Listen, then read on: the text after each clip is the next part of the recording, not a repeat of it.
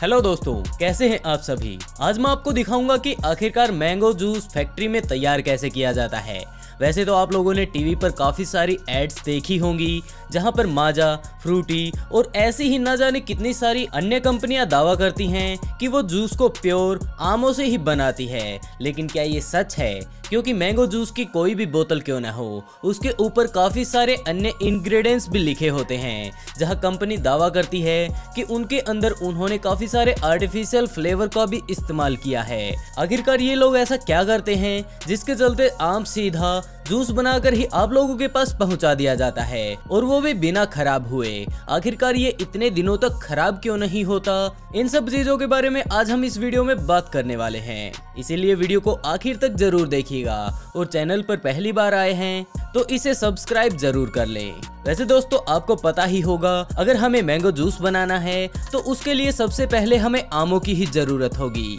जिसके लिए किसान एक खेत में जाते हैं जहां पर उन्हें काफी सारे आम के पेड़ लगा रखे होते हैं, और वहां पर उनकी कड़ी देखभाल के चलते बड़े अच्छे अच्छे आम लगे होते हैं, जहां वो लोग मिलकर इन आमों को तोड़ते हैं। वैसे आपको पता ही होगा कि आम के पेड़ की काफी ज्यादा ऊंचाई होती है, जिसके चलते आम का पेड़ के नीचे के आमों को वो लोग आसानी से तोड़ लेते हैं। जहां कुछ आम ऐसे भी हैं जो काफी ज्यादा ऊंचाई पर लगे होते हैं, जिन्हें तोड़ने के लिए वो लोग पिकिंग स्टिक का यूज करते हैं, जिसके आगे एक काफी ज्यादा पैना ब्लेड लगा होता है, जो उसके ऊपर लगी टहनी को बड़े ही आसानी से काट लेता है। लेकिन कुछ पेड़ हद से ज्यादा ऊंचे होते हैं, जिनके लिए वो लोग एक हाइड्रोलिक लोडर की मदद लेते हैं, जिसमें एक छोटी सी खड़ी होने की जगह होती है, जहां पर व्यक्ति बड़े ही आसानी के साथ खड़ा होता है, और वो लोग कुछ इस तरह पेड़ों के ऊपर लगे आमों को भी बड़े ही आसानी से तोड़ लेते हैं, जिन्हें एक जगह इकट्ठा किया जाता है, और जिस बर्तन में वो उन्हें इकट्ठा करते हैं उसे क्रेट कहा जाता है। और जब वो लोग इन क्रेटों को आमों से भर लेते हैं तो वो लोग वहीं साइड में लगी एक मशीन की मदद से आम के ऊपर की लगी एक्स्ट्रा डंडियों और पत्तियों को काटने लगते हैं। ये इतना आसान भी नहीं होता जितना कि हमें लगता है, क्योंकि आम के ऊपर लगी लकड़ी के जिस हिस्से को वो लोग अलग करते हैं उसके अंदर एक लिक्विड निकलता है, और वो काफी ज्यादा खतरनाक भी होता है। मान लो अगर वो आपके हाथ पर गिर जाए तो वो काफी ज्यादा नुकसान पहुंचा सकता है, और अगर आम को भी छू ले तो वो उसे भी खराब कर सकता है, जिसके चलते वर्कर्स दस्ताने पहनकर इस मशीन की मदद से उसे काटते हैं, जिसके बाद इन्हें ट्रम्पोलिन पर फेंक दिया जाता है, और उनके ऊपर काफी सारे केमिकल्स भी डाले जाते हैं। इसके अलावा कई बार वो लोग इसे 2 मिनट के लिए पानी में भी डुबो देते हैं, ताकि उसके अंदर से निकलने वाला लिक्विड गलती से भी उस आम पर लग गया हो तो वो उसे खराब न कर पाए। उन्हें कपड़े के साथ साफ करके एक मशीन में डाल देते हैं, जो उसे ले जाकर एक अन्य बॉक्स में डालती है।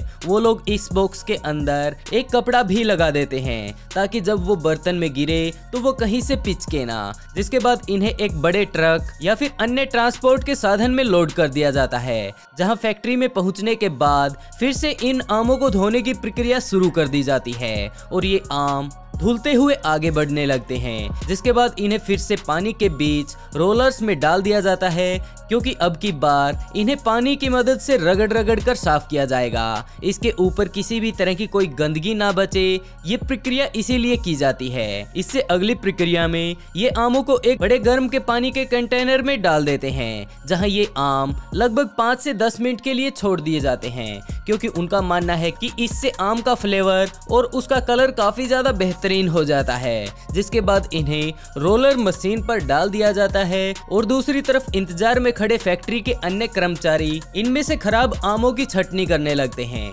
जहां किसी भी आम में अगर थोड़ी सी भी दिक्कत है तो वो उसे निकाल कर अलग रख देते हैं, और बाकी बचे सही आमों को सीधा जाने लगते हैं। इससे अगले प्रोसेस में खड़े बाकी कर्मचारी इनके ऊपर लगे एक्स्ट्रा भाग को काट कर अलग कर देते हैं। जिसके बाद आगे लगी रोलिंग मशीन इन आमों को कुछ इस तरह से घुमाती है कि इनकी गुठली और छिलके दोनों ही बड़ी आसानी से अलग हो जाते हैं। जहां ये मशीन काफी ज्यादा महत्वपूर्ण काम भी करती है, क्योंकि एक तरफ तो वो गुठलियों को और दूसरी तरफ छिलकों को बिल्कुल बारीकी से अलग कर देती है, वहीं दूसरी तरफ आमों में मौजूद उस रस को अलग करके एक अलग कंटेनर में पहुंचा देती है, जहां कुल 2 तरह के आमों की कैटेगरी देखी जा सकती है, जिसमें पल्प और विदाउट पल्प शामिल है। जहां इसके बाद इस जूस को एक अन्य मशीन में डाल दिया जाता है जिसका तापमान लगभग 90 से 100 सेल्सियस के आसपास रहता है। 10 मिनट वहीं पर बिताने के बाद ये जूस अन्य मशीनों में डाल दिया जाता है,